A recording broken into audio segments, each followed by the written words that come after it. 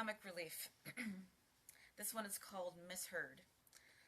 Sometimes your dyslexic ear and your brain are not fully linked and you mishear things. Like one day I came out of my room exhausted from all that was happening in school. I saw my mother sitting on the couch, but my stepfather wasn't around. "Where's Bruce?" I asked.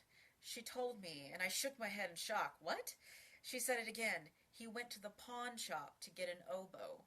I breathed in relief. "I thought you said he went to the porn shop to get an elbow." And we both burst out in laughter. My mother looked at me when she could, managed to talk a little, and said, "An elbow?" Then doubled over in laughter again.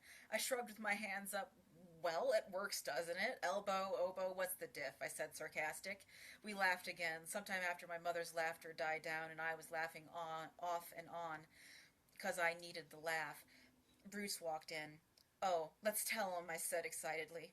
But before we could say a word, Bruce said, "Better selection there than anything I found on the internet." Before my mother could fully comprehend what he said, I was on the kitchen floor, laughing my ass off again. I knew not one word did I mishear.